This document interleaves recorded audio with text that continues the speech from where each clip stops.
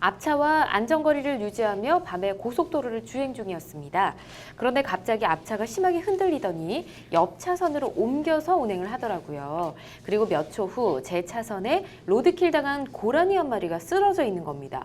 너무 놀란 나머지 핸들을 옆 차선으로 꺾었다가 주행 중이던 차와 부딪히고 말았습니다. 다행히 인명사고는 없었지만 차는 둘 다 폐차를 하게 됐는데요. 이 경우 과실 비율과 보상 처리가 궁금합니다. 라고 보내주셨네요. 그래도 일단 인명사고가 없어서 정말 다행입니다. 그리고 운전하다 보면 로드킬 당한 동물들 간혹 이제 보긴 하잖아요, 길 위에서. 정말 깜짝깜짝 놀랐는데 특히나 이분은 야간이라서 더 무서우셨을 것 같아요. 놀라셨고.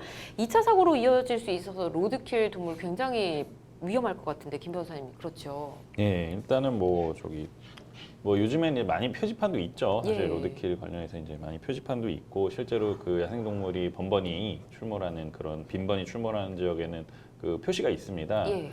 특히 뭐 강원도 쪽 가면 고라니 이런 것들 굉장히 많이 있는데 네. 굉장히 위험하죠. 저는 뭐 직접 본 적은 없는데 그 제가 아는 분이 이제 화천으로 왔다 갔다 하시는 분이 있어가지고 네.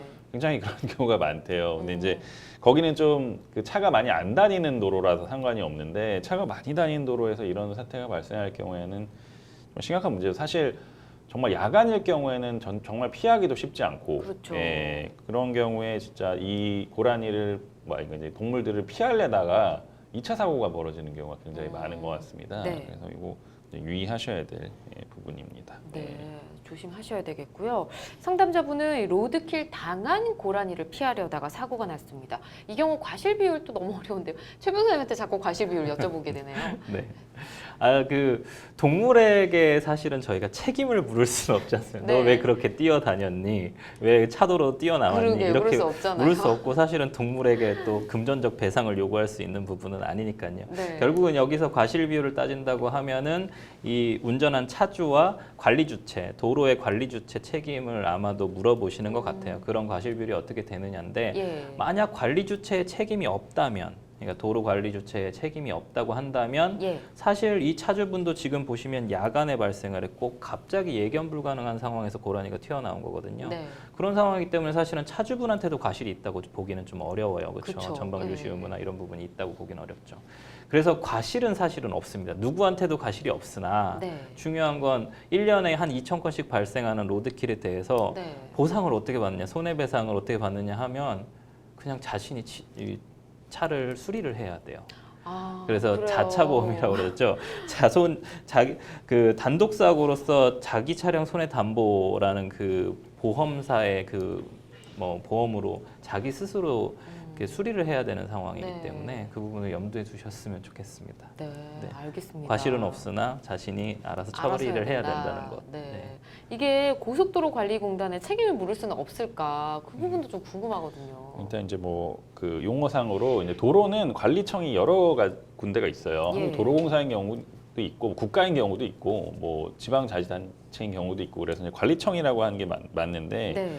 이 관리청한테 책임을 이제 물으려면 일단은 뭐 이 정도는 돼야죠. 그러니까 뭐 관리청이 계속 그거를 뭐 전국의 모든 도로를 다 이렇게 실시간 감시할 수는 없는 거잖아요. 네. 그러니까 일단은 야생동물이 좀 빈출하는 지역임에도 불구하고 거기에 도로관리청이 뭐 거기에 대한 표지판, 뭐 야생동물 빈출 지역이라는 표지판 그리고 뭐 울타리 그래서 이제 좀 어느 정도 이 안전시설들을 그러니까 동물들이 못 넘어오게 그런 안전시설들을 설치하지도 않았다고 하면은 아마 네. 관리청한테 책임 물을 수 있을 거예요. 그리고 뭐 관리청이 이제 누가 신고를 했는데 뭐 신속하게 가지 않고 굉장히 오랫동안 어떤 야생동물이 치워지지 않았다.